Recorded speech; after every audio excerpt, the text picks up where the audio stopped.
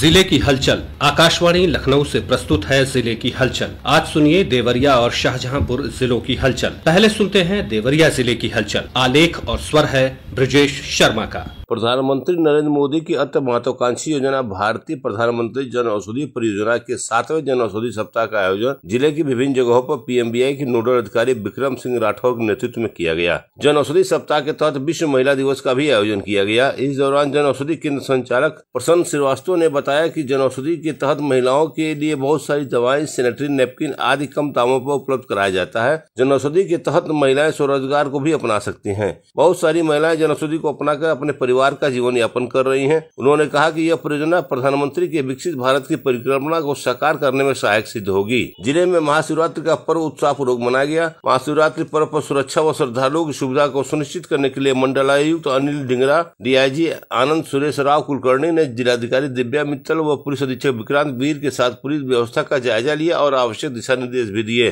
देवरिया के जिलाधिकारी दिव्या मित्तल ने जिले में सार्वजनिक उपयोगिता की भूमि और ग्राम समाज की भूमि पर अतिक्रमण हटाने के लिए 15 मार्च से ऑपरेशन कब्जा मुक्ति अभियान चलाने का निर्देश दिया है। उन्होंने कहा कि जिले में अब तक 800 जगहों को चिन्हित किया गया है जिस पर अतिक्रमण है। जिलाधिकारी ने कब्जा हटाने के पूर्व संबंधित क्षेत्र में डुग्गी मुनादी कराने के भी निर्देश दिए हैं। उन्होंने आम जन से अपील किया है कि यदि किसी भी व्यक्ति ने किसी भी सरकारी व सार्वजनिक भूमि पर कब्जा किया है तो वे उसे समय रहते हटा लें। उन्होंने कहा कि हम लोग 1 महीने का ऑपरेशन स्टार्ट कर रहे हैं जिसका नाम है ऑपरेशन कब्जा मुक्ति। इसमें हमने पूरे जनपद देवरिया में 800 सार्वजनिक भूमियां चिन्हित करी हैं, जिसमें सबसे पहले प्रायोरिटी पे हम लोग चक्रोट और पोखरी, चारागाह और हमारी अन्य जो सार्वजनिक भूमियां हैं उनको खाली कराएंगे। ये हमारा ऑपरेशन 15 मार्च से प्रारंभ होगा और उसके पहले अभी से लेकर 15 मार्च तक लगातार गांव में डुग्गी मुनादी के माध्यम से बताया जाएगा कि किस चक्रोट पे या किस भूमि को हम नियमानुसार खाली करवाने जा रहे हैं। जिलाधिकारी ने लद्दाख के तीरंदाजों को संजीव सिंह तीरंदाजी संस्थान के सहयोग से 2.5 लाख रुपए के 7 आधुनिक धनुष प्रदान किए। इस दौरान जिलाधिकारी ने कहा कि आधुनिक धनुष मिल जाने से तीरंदाजों को अपने प्रशिक्षण को और बेहतर बनाने में सहयोग मिलेगा।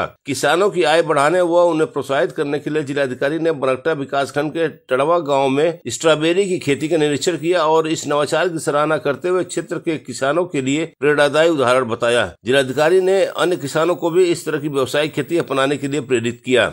दीवानी कचहरी के सभागार में न्याय में फोरेंसिक साइंस विषय पर एक कार्यशाला का आयोजन किया गया। कार्यशाला को संबोधित करते हुए उच्च न्यायालय इलाहाबाद के न्यायमूर्ति राजीव सिंह ने कहा कि नए आपराधिक कानून का मूल उद्देश्य दंड देना नहीं बल्कि न्याय की तरफ ध्यान केंद्रित करना है। बीआरडी-पीजी कॉलेज आश्रम बरहज के 26वें दीक्षांत समारोह को संबोधित करते हुए हिमाचल प्रदेश के राज्यपाल श्री प्रताप शुक्ला ने कहा कि जब शिक्षा संस्कारयुक्त होती है तो व्यक्ति का विकास अपने संस्कार के अनुकूल वातावरण देने का काम करती है। परिवार में माता पिता के दिए गए संस्कार और शिक्षक द्वारा दी गई शिक्षा हमारे जीवन का अभिन्न अंग बनी रहती है। प्रदेश के कृषि मंत्री श्री प्रताप शाही ने तरकुलवा में सरस्वती शिशु मंदिर के नवनिर्मित कक्ष के उद्घाटन किया। समारोह के दौरान उन्होंने कहा कि शिक्षा से ही स्वस्थ समाज का निर्माण हो सकता है। जब तक देश में साफ सुथरी शिक्षा व्यवस्था नहीं होगी तब तक भ्रष्टाचार से मुक्ति नहीं मिल सकती है। केंद्रीय राज्य मंत्री कमलेश पासवान ने बरहज में जन संवाद कार्यक्रम के दौरान कहा कि प्रधानमंत्री नरेंद्र मोदी की सरकार समाज के अंतिम व्यक्ति तक पहुंचने का काम कर रही है। केंद्र सरकार की योजनाओं का लाभ अंतिम व्यक्ति तक पहुंच रहा है। उन्होंने भाजपा कार्यकर्ताओं से अपील किया कि वे घर घर जाकर केंद्र व प्रदेश सरकार की योजनाओं के बारे में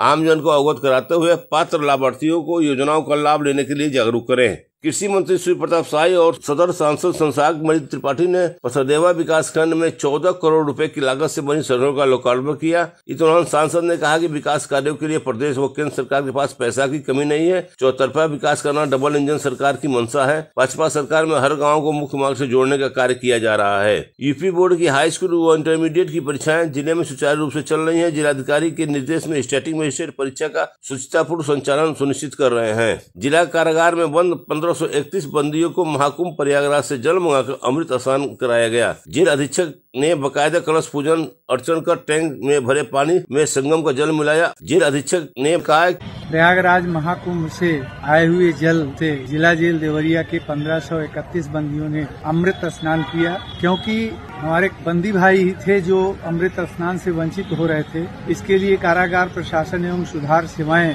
उत्तर प्रदेश लखनऊ और माननीय मंत्री कारागार श्री दारा सिंह चौहान जी द्वारा प्राप्त निर्देश के अनुपालन में प्रातः काल 8:30 बजे से बंदियों को कलश पूजन के पश्चात अमृत स्नान कराया गया। देवरिया जिले की हलचल के बाद आइए सुनते हैं शाहजहांपुर जिले की हलचल। आलेख और स्वर है कौशलेंद्र मिश्रा का। शाहजहांपुर के जलालाबाद विधानसभा क्षेत्र में सुहेल देव भारतीय समाजवादी पार्टी द्वारा एक जनसभा का आयोजन किया गया। मुख्य अतिथि के रूप में प्रदेश सरकार के कैबिनेट मंत्री, पंचायती राज एवं पार्टी के राष्ट्रीय